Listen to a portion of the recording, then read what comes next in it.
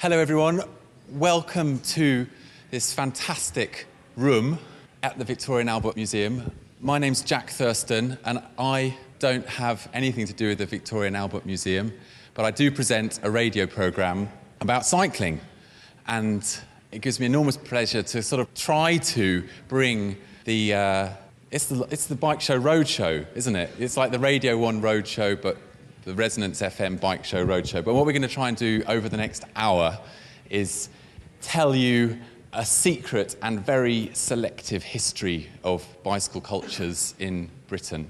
And I don't know if you've had this sort of strange feeling walking up through all these amazing artifacts and beautiful artworks in the Victoria and Albert Museum and thinking that, well, not only have they got stage costumes of David Bowie, but we're coming to listen to a talk about bikes. It does feel a bit sacrilegious, and I hope you'll find it rewarding. And if you don't find it rewarding, we're not going to worry if you just walk up the aisle and out of the door, because there's so much to see. There's flatland BMX going on out there as we speak. And when I say we, I'm joined by a cast of old lags of the bike show, people who've appeared on the bike show, who I'll introduce in turn during the next hour. So, a secret history of bike cultures. Secret, it might not be so much of a secret if you're steeped in bicycle history, but I thought secret might help fill the room, and it looks like it has done that at least. And I think that there'll be something that you don't know in what happens in the next hour, even if you do know some of it. But I certainly do think it is secret in terms of our mainstream culture and our mainstream understanding of our society, the kind of things that we're going to be talking about. And that really is the core point of, I guess, what I'm going to be arguing, is that there is an otherness to cycling that has been there from the very beginning, and it's still there, and it's come in lots of different shapes and sizes and forms and dynamics.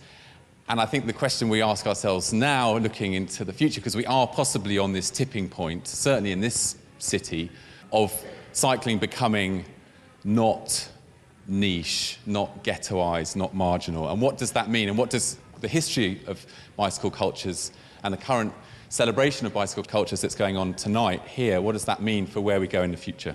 Anyway, we're going to go from here to here, via here, here, here. That's the Herne Hill Velodrome, 1929. Who was down watching the Good Friday? Yeah, a few hands there. Was it good? Did you win some money on the betting? Do they bet down there? No? Okay. Haven't got the tote down there. You could stop in there, of course. And there. So here we are, 1869, February 1869. Paris has just been roused into a fever of excitement by this new thing called the velocipede, invented by, some would say, Pierre Lallemand, others would say Pierre Michaud and his brother Ernest. But this is John Mayall, and he was one of the first people to have a go on one of these machines in February 1869 at a gymnasium in Old Street. And you can see it's not really a bicycle, it's a velocipede. Pedal it on the front, wooden wheels, very heavy. But he rode the first London to Brighton bicycle ride, which is still the biggest bicycle ride of the year, isn't it? And we'll hear a little bit more about how that happened later on. They made it in about 12 hours, and given that someone had actually walked the distance in less than that, it was a sort of an event of a certain amount of significance. People got very excited about these things. And that's Pierre Lallemand, another look at this machine. And after this ride down to Brighton, people went on longer trips on these bikes. So this is a press report from that 1860-1970, Liverpool to London on bicycles by the Liverpool Velocipede Club. And you can see that they're referred to as velocipedians here, velocipedians, not cyclists. So we're still pre-cycling here. And one point, though, I want to read out about their tour. It says, at some of the villages, the boys clustered round the machines, and when they could, caught hold of them and ran behind until they were tired out. Many inquiries were made as to the name of the queer horses, or some calling them whirligigs, menageries, and Walpaisus. Between Wolverhampton and Birmingham, attempts were made to upset the riders by throwing stones. setting a pattern that is with us to this day. They were something very odd on the roads, these bicycles, these velocipedes.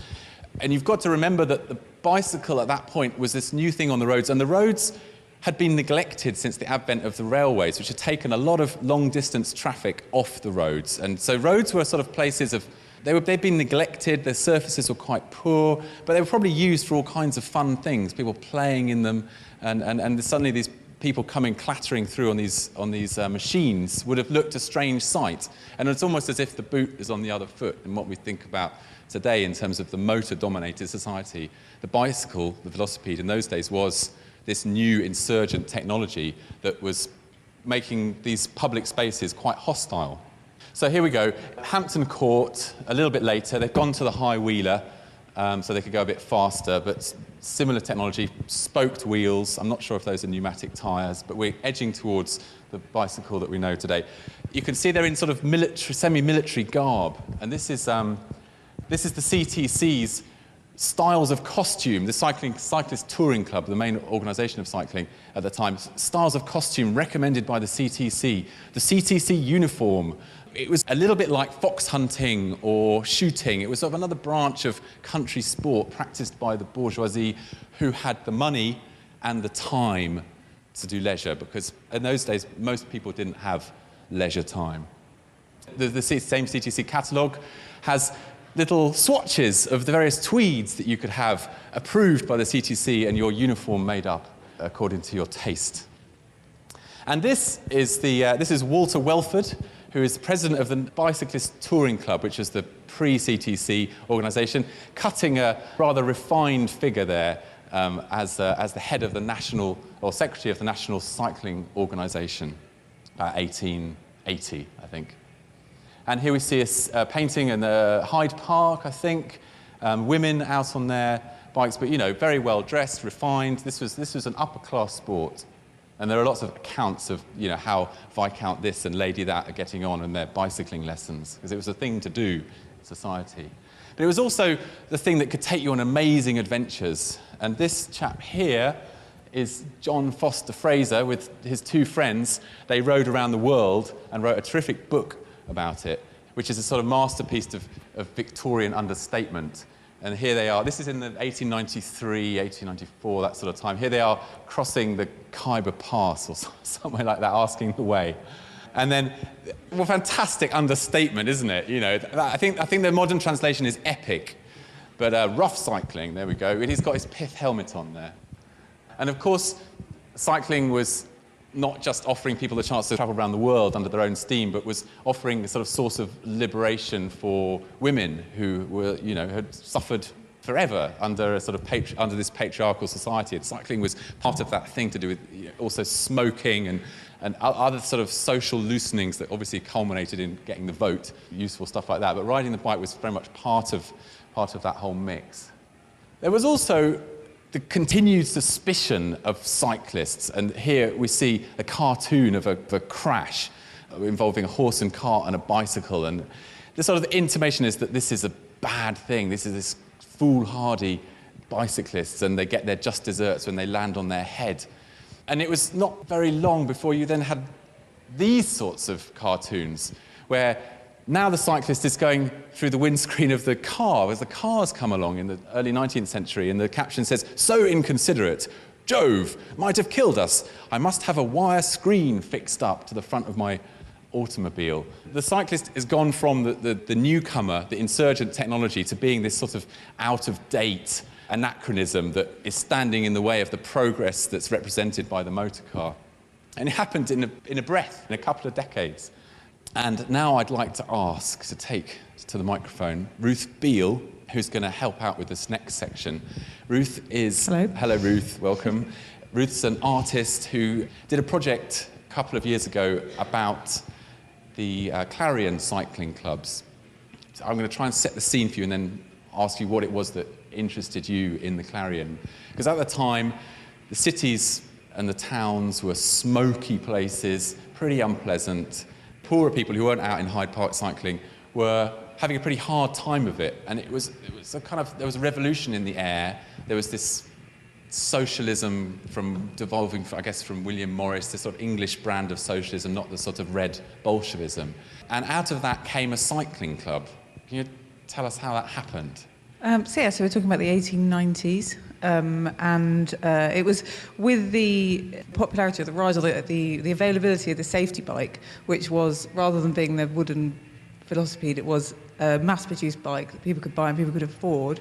So there was a boom, there was a general cycling boom, and there was this kind of interesting marrying between socialism and cycling, which was the Clarion Cycling Club, where the cyclists would meet and talk about socialism, but also sort of spread the word. There was this paper, wasn't there, by Robert Blatchford, who wrote, who's the editor of the Clarion newspaper. So the Clarion was a newspaper, and they kind of delivered it on bikes. Yeah, they'd sort of ride out from the towns. So lots of the cycling, you might know, lots of the cycling clubs, particularly in the north of England, were based in industrial towns, and it was an opportunity for people to get out into the countryside. And that obviously goes very well with the ideas about socialism, about taking ownership of those places and the sort of opportunity of getting out and sort of escaping. So they were delivering the newspaper and the propaganda, but they were also kind of having a good time together and doing something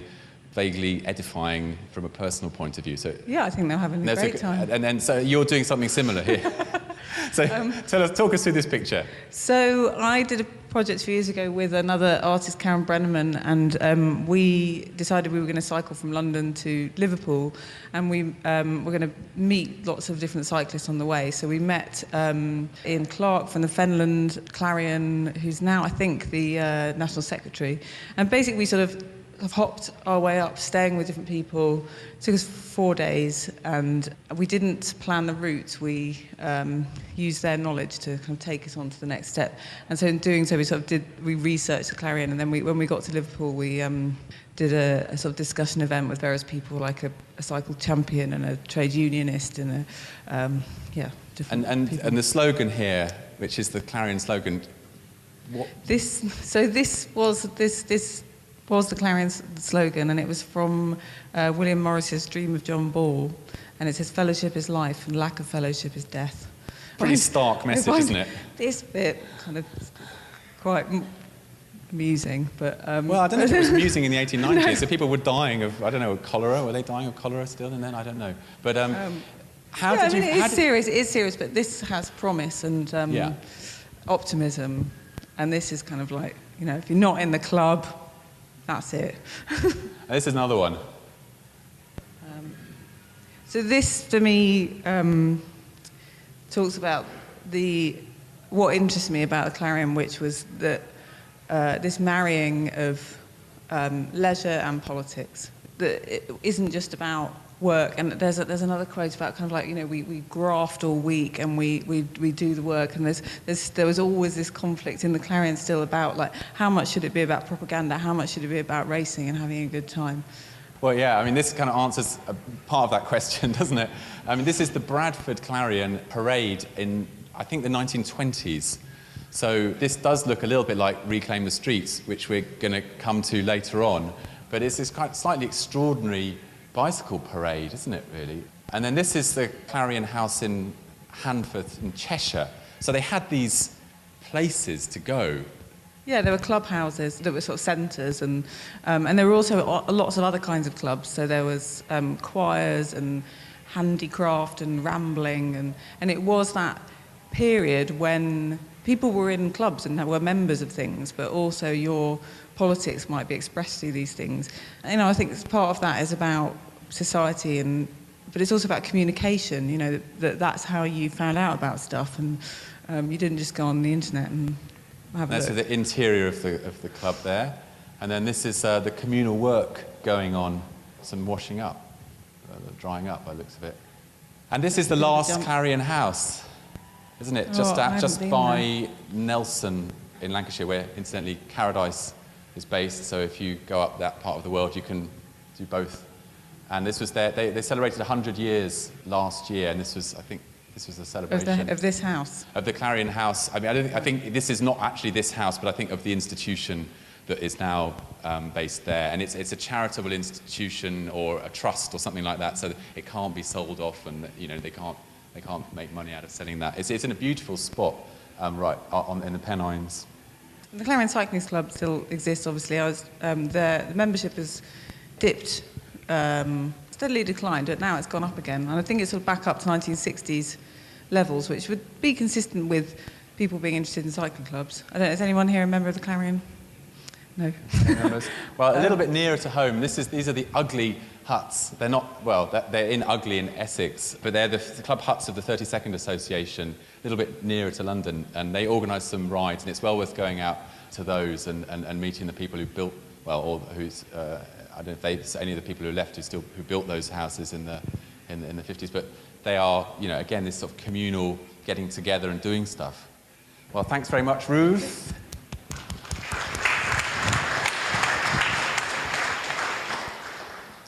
And there's a film clip now which I think really, even if it's fictional, it sums up to me this whole idea about getting out into the countryside with the bike that I think is very important in this period, whether it's the Clarion or anybody else. And this is an excerpt from Ken Russell's Life of Edward Elgar, and the background is that Elgar is a young, penniless composer.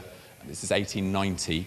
He's just moved up to London, hopefully trying to get work, got married, had a baby, couldn't get any work, haven't got a penny to rub together, and end up going back to Worcestershire because they can't afford to stay in London.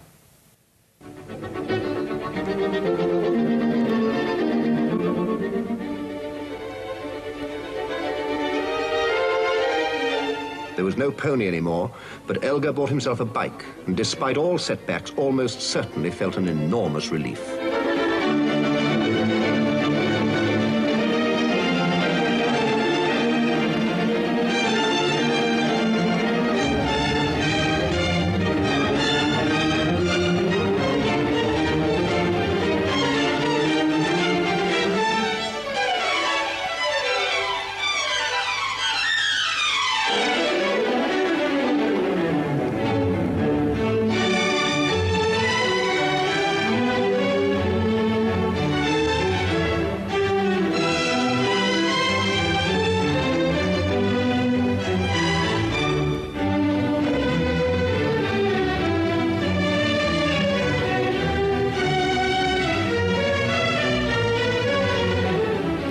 Elgar's head was still full of great orchestral themes, not one of which he'd so far ever heard played. "My idea is that there is music in the air, music all round me," he once said. "I do all my composing in the open. At home, all I have to do is write it down."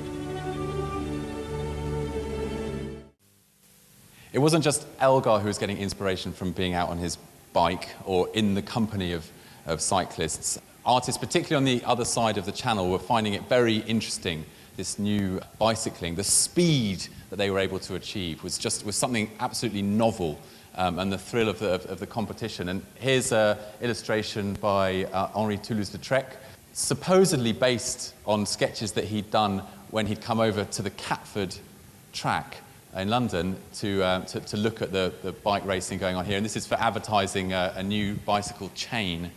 And Alfred Jarry, of course. And then you can see there's a Cubo-futurist painting. And the futurists themselves absolutely sort of mesmerized by this man-machine, this sort of cyborg creation. We think of cyborgs as something of our times, but they were cyborgs of the early 20th century. We're entering into the machine age, and that's what the futurists were really into, was this machine, this mass production, the man and the machine. And the mass production of the bicycle meant that people could get bicycles. If enough people have bicycles, there's going to be a market for people who are writing about cycling. And Tim Dawson, who is a cycling columnist on the Sunday Times and also editor of Cycling Books, book review website, Tim is going to make the case that this chap here is the first, and if not the first, then the best early writer about bicycle culture. Because I think at this point we can say that there is bicycle culture. William Fitzwater Ray, who wrote under the name of Kuklos, and he was an early adopter of a high-wheeler, but then from 1895 onwards, for nearly 40 years, he wrote a weekly column in national newspapers about cycling. So almost certainly has a claim to be I think probably the most widely read writer about cycling in the English language, having produced weekly columns for quite as long as he did.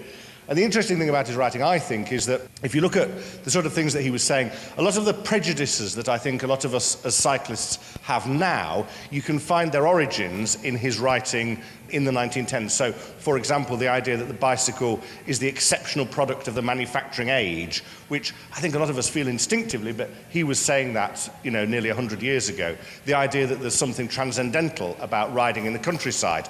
He was the first person, I think, to start writing about that. And even quite mundane sort of tips and tricks like never carry something on your back that you could carry on your bicycle. He was one of the first people who was saying to his readers, this has been my experience out in the sticks on my bike. So what first drew you to him before you had read all his stuff and that you've just described? Was it just curiosity, or had you heard about him by repute? I came across one of his books and I read it and I thought this was a kind of electric thing. And realising that he was writing this weekly column in a newspaper, I felt a certain personal affinity with him. So as well as writing newspaper articles, he was on these lecture tours. He was. There was a big culture of these lecture tours, and he was by no means the only person doing it. Many of them had these sort of rather fanciful pen names. So Kuklos was one, Wayfarer, Bywayman, Petronella was a woman who was on this circuit. And they would take, the lantern lectures they were known as, so they would take photographs while they were on their tours and would then go round halls up and down the country, showing their slides and talking about the sort of amazing adventures they'd had on their bikes. And admission would almost always be with these sort of rather nice, this is actually an A5 programme that you're looking at here, and you'd buy that for a shilling, and then they always had a little tear-off slip, a little tear-off corner that showed that you'd gone in. I guess in a pre-television age, in an age when there wasn't much documentary film making being done, they were turning an awful lot of people onto the idea that set off on your bicycle and there's an amazing world to be discovered. This is an illustration of his. As well as writing words, he's penning these drawings. And I find it quite interesting in this period that we seem to get a cyclist gaze coming out. How is it to present your tour, whether it's in a written form or whether in a pictorial sense? And we see, I think in the work of Frank Patterson, which is a bit later, we see these images that I think are sort of hardwired into our modern conceptions of cycling in a certain era, of cycle touring. It was about escaping from the cities, it was about connecting with an essential and, in the imagination, unchanging England, unchanging Scotland, Wales and Ireland that people could go and visit. The criticism of it is that it's very preservationist. Yeah. It's very much about a lovely landscape with you on the bicycle cycling through it on a nice little lane and nothing else going on. There's just you in the sublime. It kind of draws on that Victorian era of the sublime, doesn't it? It clearly is wrapped up in the Romantic movement, and Wordsworth. The whole sense of the drama and beauty of the outdoors that you would see as you were seeing some kind of wilderness and having exposure to something which is somehow essential. All of which, in the case of the British Isles, is a bit of a fantasy because almost all our landscapes are manufactured in some shape or other. But yes, Patterson in particular worked from postcards. He didn't visit the places himself at all. He was very capable. Ride a bike, did he? No, he was very capable at drawing cyclists, and he was very capable at reproducing photographs, but it was always a trick, really. And in this one we've got the T here, cyclists welcomed. It's almost about consuming the countryside and then moving on.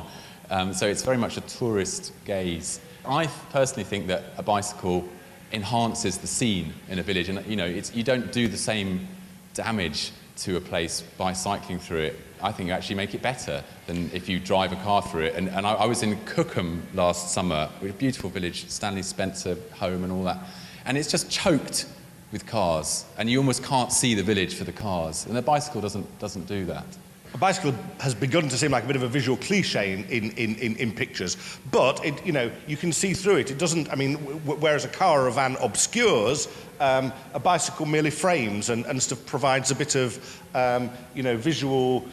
I don't want to use the term eye candy, but it's a kind of. It's something in the foreground, Tim. It is something in the foreground. It is. Yeah. We're in the National Art Library. I can't believe I just said that.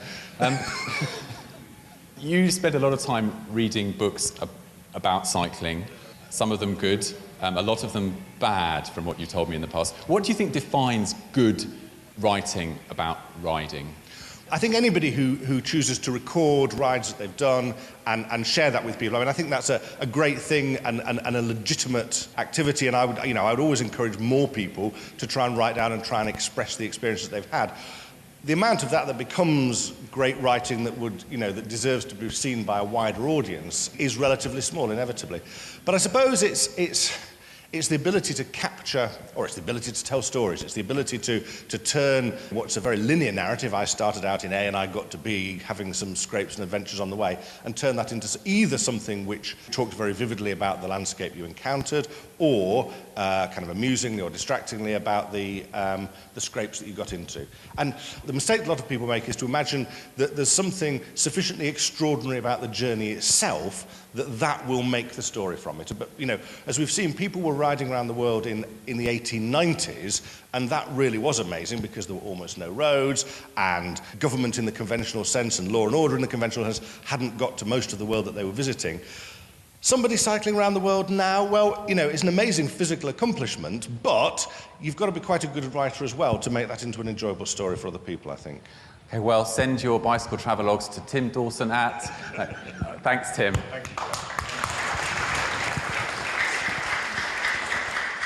We have another great Patterson drawing here, which I think brings in that theme of fellowship and riding together through the night here. The caption here is good company, and we'll come back to night rides in a little while. Sport cycling. This doesn't look like a sport cyclist, but it is a sport cyclist. Guy Andrews, come and join me here on the front of the screen. Guy is the editor of Ruler magazine, founding editor of Ruler magazine, which is a terrific magazine that's been going since 2006. 2006. And I think it's very much part of bike culture in 2013. And what's going on here, Guy? Well, it looks like this is a time trial, I would suggest. This guy's riding fixed wheel, but also he's riding all in black, because once upon a time, racing, competing on the open road was actually regarded as illegal.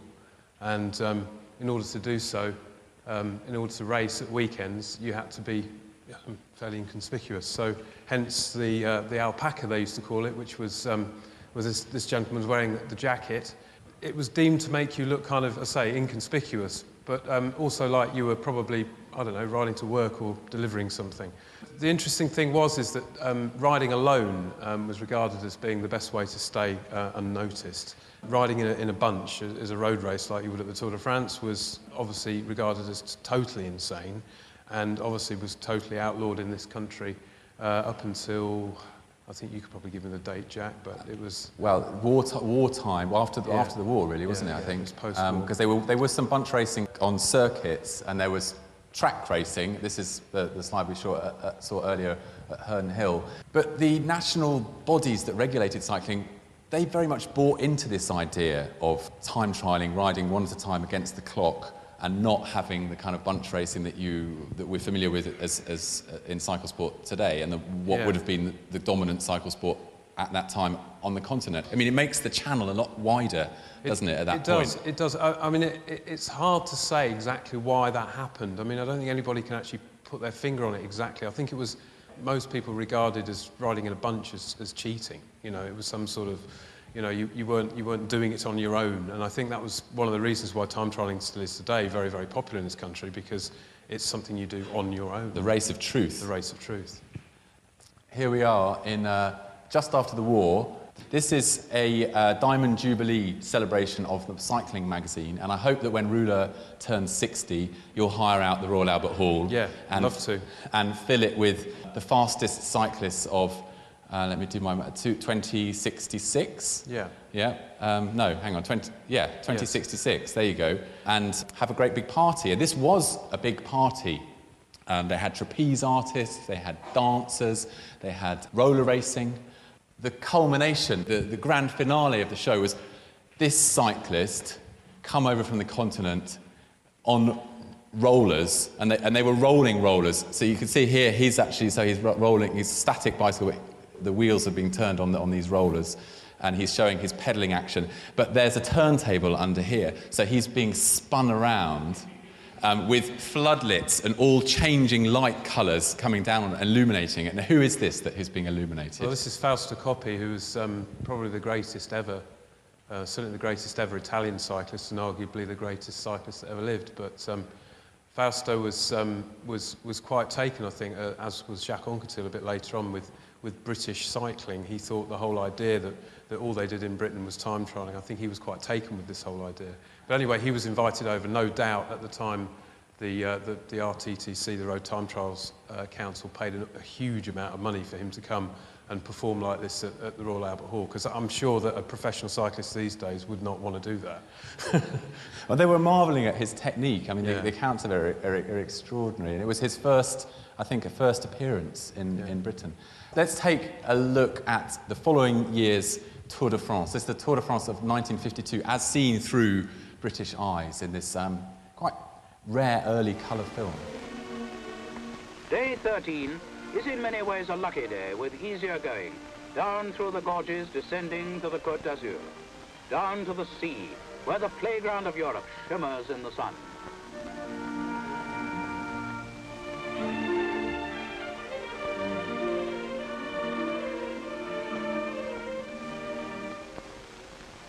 While holidaymakers take their ease near the torrid Mediterranean, the tour turns west along the coast. But sailors still don't care, not this one anyway. For him, heat means sleep and a life on the ocean lays. For the riders, there can be no relaxation. Past fields scorched by the heat, along roads parched and dusty, they push on up to Aix-en-Provence. Looking down on this scene of endeavour is the pitiless sun. Young and old form an almost unbroken line along the 3,000 miles. The populations of towns along the route are doubled. This is indeed the greatest show on earth, and no effort is spared to witness the spectacle.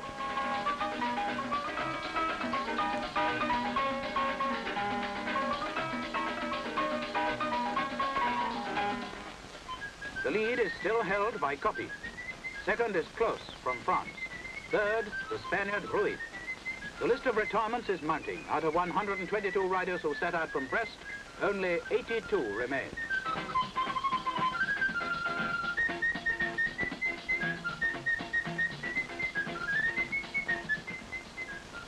From Aix to Avignon, between the two towns lies the menacing peak of Mont Ventoux, a 6,273 feet ascent into the clouds. Although Coppi is leading the race as a whole, this stage is won by the lion-hearted Robic. His tremendous effort is rewarded by an ovation at the end of the day at Avignon.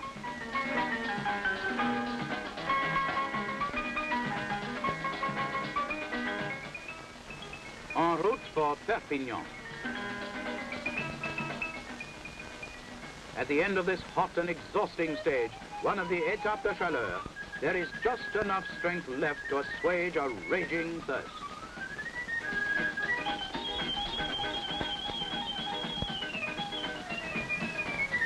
Amazingly exotic, isn't it? Must be to British eyes. It's like a holiday in a bike race, and different, isn't it? I mean, it was a different world, the continental bike racing, and people who followed it in this golden era we look back at, the 50s and the 60s, they would have had to go out of their way to follow the Tour de France and the Giro d'Italia and the classics Well, the only way would be to go there, and Jock Wadley, who was a famous editor of Courier and Sporting Cyclist, he famously would literally get on his bike and get on the ferry and go over to France and follow the Tour on his bike and hitch a ride with one of the French journalists or whatever, but he would follow it himself, and it was pretty much the only way to do it. And being interested in continental cycling was a very outre thing to be interested in. You know, not if you're reporting it, but if you're just a cyclist or a sports fan, it would have been very hard to come by that information. We think it's very easy now. You know, you see who's won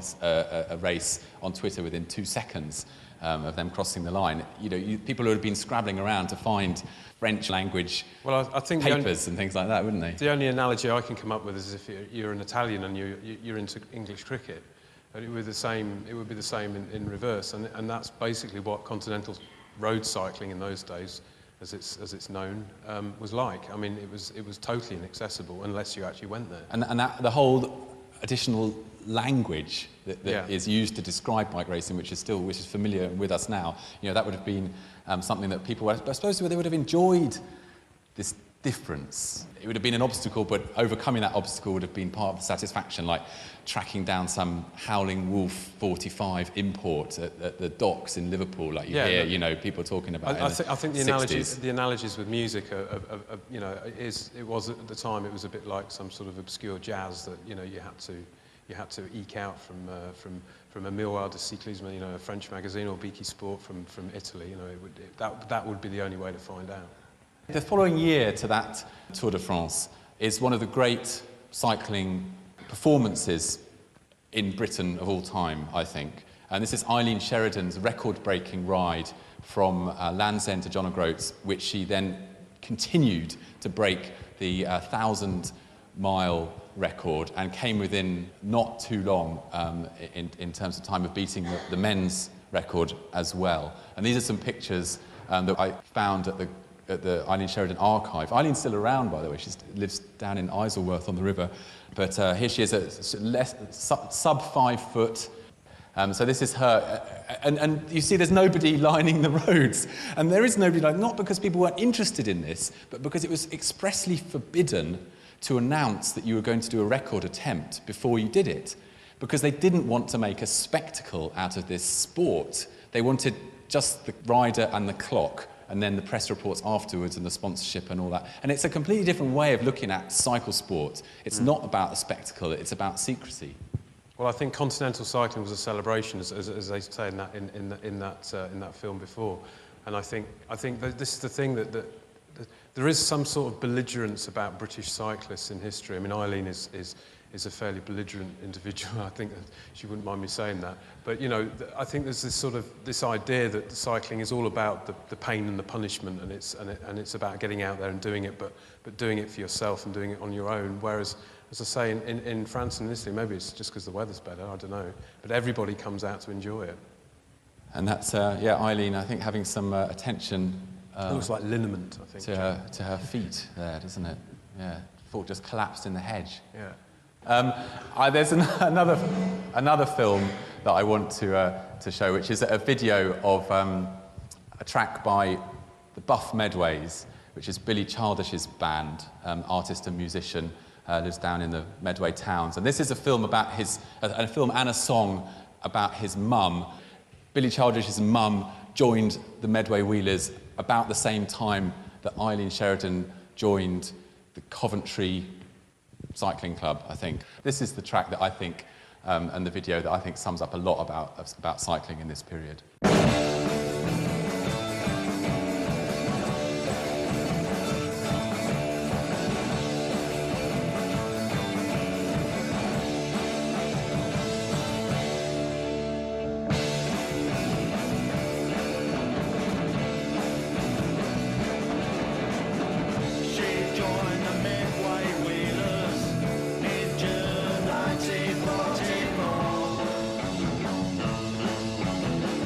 She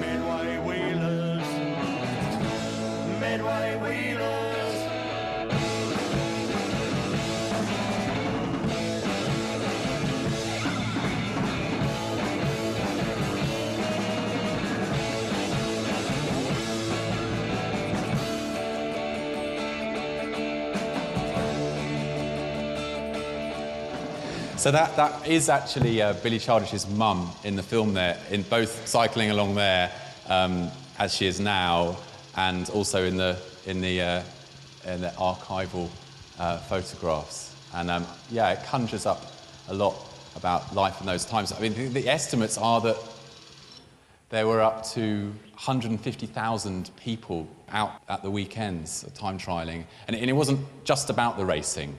I showed those huts up in Ugly in Essex, and they would ride out to the huts, camp before the huts were built, so they would just camp in the fields, then do their racing, and then have some fun, some fellowship, and then stay over, camp over, and then come back the next day. And it wasn't just about putting the bike on the car, driving to the sportive, doing your circuit, and then coming home. And I know that's a slightly controversial thing to say, but it's instructive, I think, to look back at how people did things before. So this is road racing in early 50s, I think. So there were some road races. There was a Tour of Britain, London Holyhead, and then the Isle of Man was a big event, wasn't it? Yeah, eventually road racing did kind of take off fairly well in the UK, and I mean into the 60s really started getting... We probably haven't got time to go into it, but there was this great catastrophic break between the National Cycling Union and the upstart British League of Racing Cyclists during the war, who wanted to race on the roads. And this is a BRC race licence from 1956. And the detail up there that's interesting is this instruction. What are you supposed to do if you're stopped by the police? Which is basically, I do not wish to make a statement. Any rider who is accused of any offence should add, I deny that I... ... whatever he is accused of. Do not say anything else! I can't imagine British cycling giving this out right now, can you? Time trialling continued on, and this must be from when the commentators... This is the 70s. So this is the era of this new material called Drillium, right? Yeah. I mean, this is a spectacular shot of Alf Engers, who was quite a character. He used to arrive at time trials in a jag and a sheepskin coat, and then go out and ride this amazing bike. I mean, he wasn't well liked by the governing body, because he used to ride with this sort of head-down style, which was this new sort of way of getting more aerodynamic, and it wasn't regarded very well by the RTTC, who were obviously very frightened of people riding into the backs of cars and having accidents. But yeah, this bike is all drilled out. The holes all the way around, and actually on the handlebars as well, which terrifies the life out of me. Basically, what he was trying to do is lighten his bike as much as possible. This is obviously before carbon fibre, and the frame is steel, but everything else is aluminium. But they used to send all their parts to these engineers, and they'd drill out everything. I mean, it was terrifying, because obviously things would fail, especially handlebars, and that's not great. All right. Well, thanks, Guy. Thanks very much. Thank you, everyone.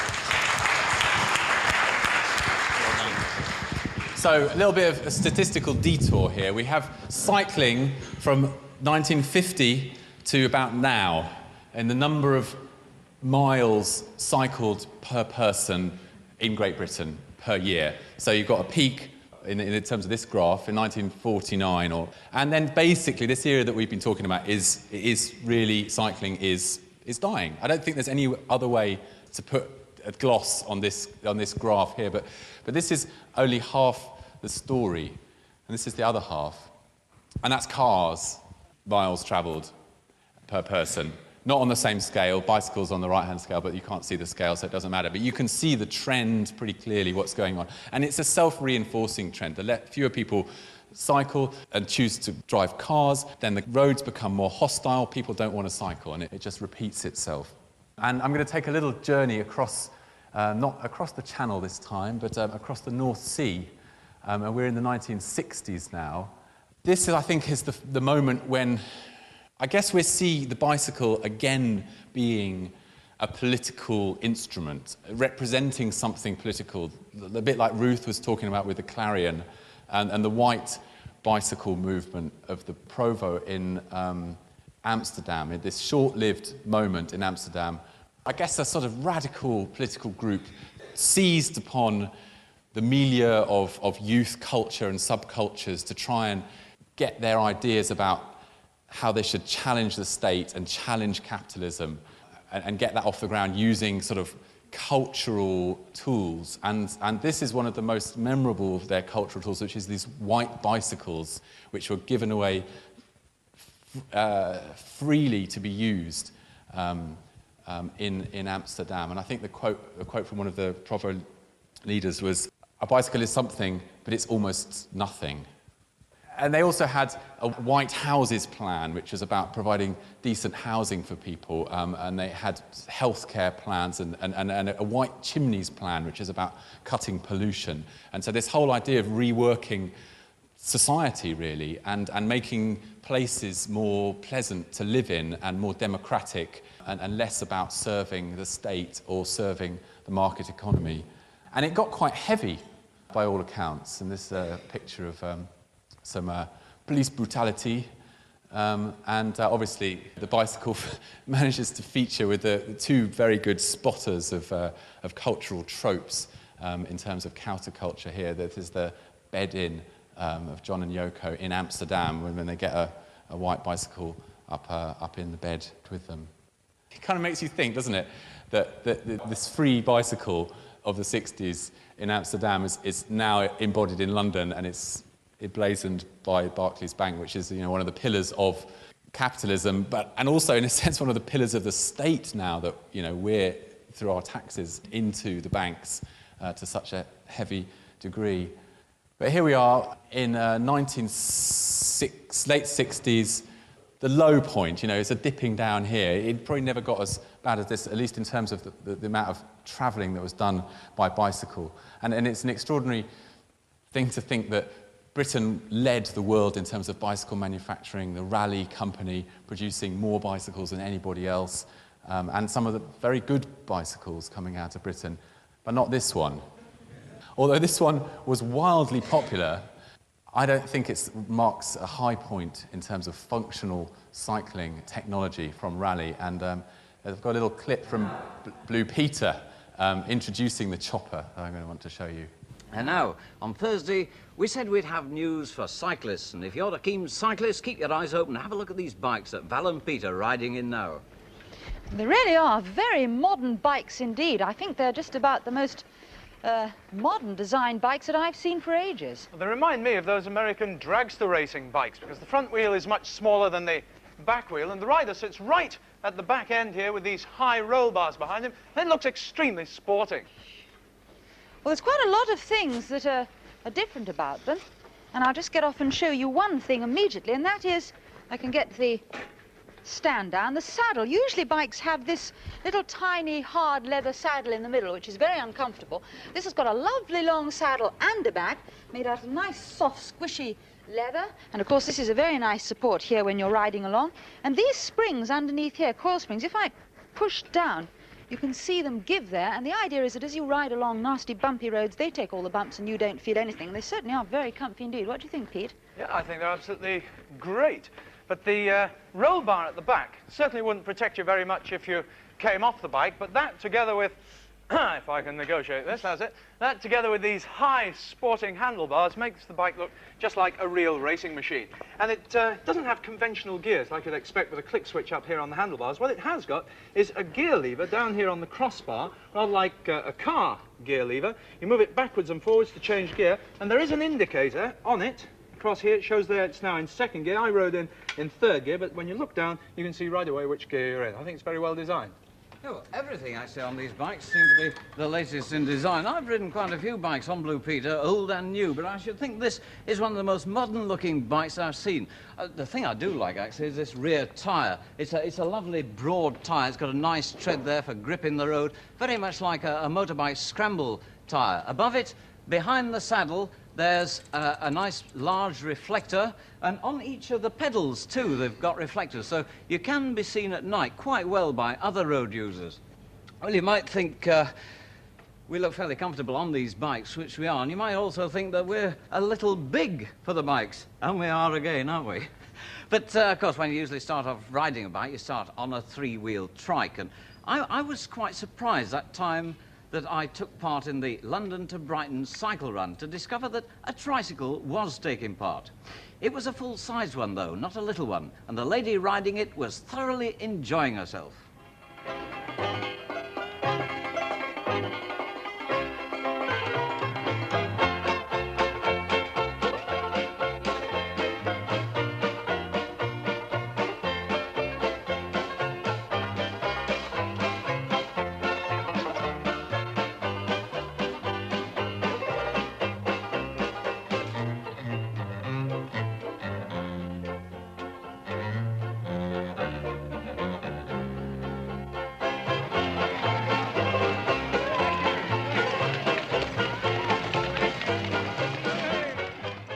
I don't know what message you take from that film, but the message that I take from that was that that must have been in the early 70s, to ride a bicycle, you either had to be a child or wildly eccentric, a freak.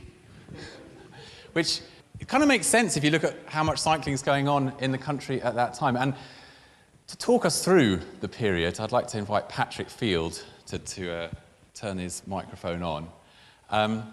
Patrick, is that green? It's green. Welcome, Patrick. Hi there. Patrick is a bit of a hero of mine. If you'd ever heard the bike show, you will know that. If you've ever heard of this bike ride, you will also know that. This is the Dunwich Dynamo. This is the start of the Dunwich Dynamo, the greatest bicycle ride that starts in London. Happens every year, the Saturday night nearest the full moon in July. 20th of July this year. 20th of July this year. Put it in your diaries. A ride through the night to the beach at Dunwich in Suffolk, and there you see all the cyclists on the beach after having their ride. And so Patrick is the founder of the London School of Cycling, and all roads in London that are roads that are cycling roads, which is all roads.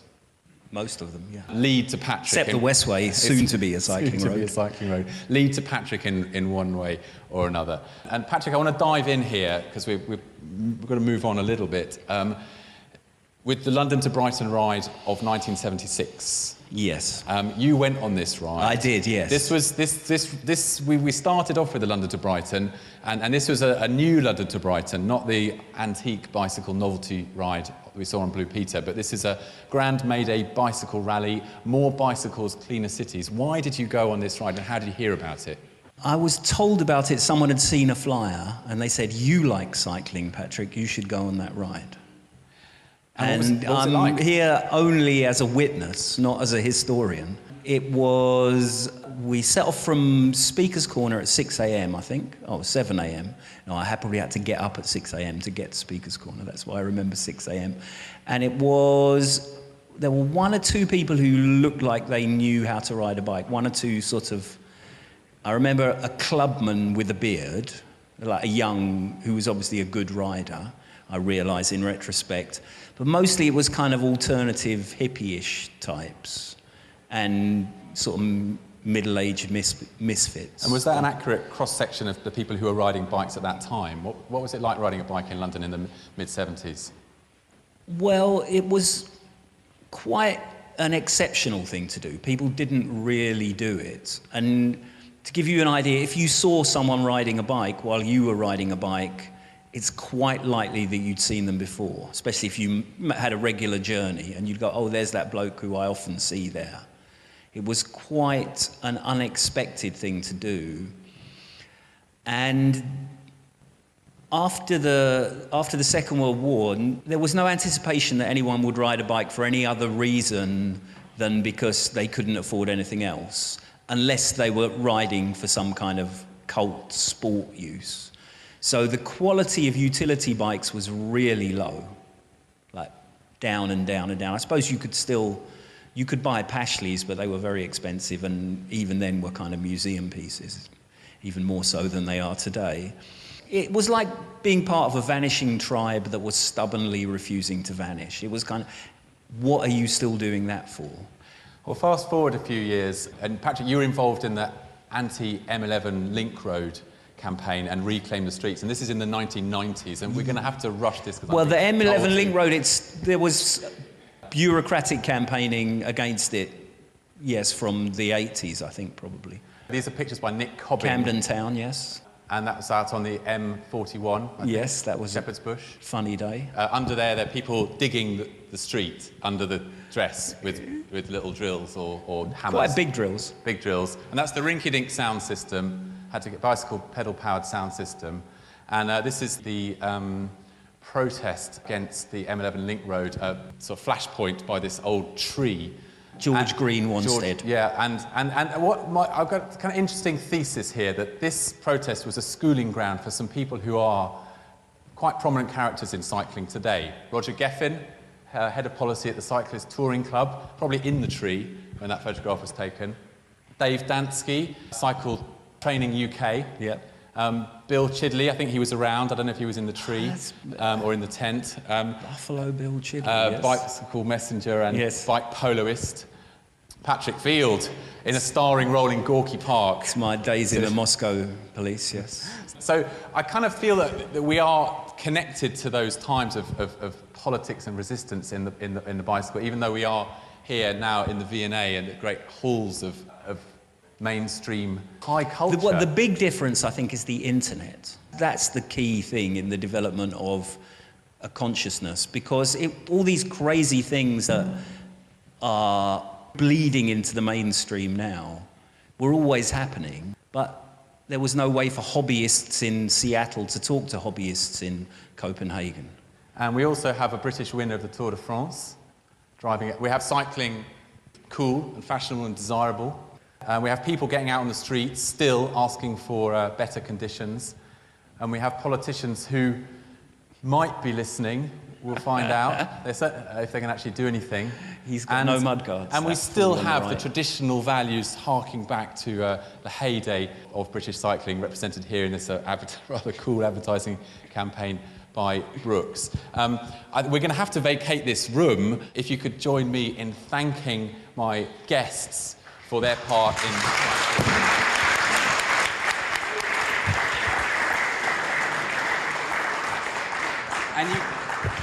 And you can hear more of all of them and a lot more of me on The Bike Show on Resonance FM, which is also available as a podcast on the internet.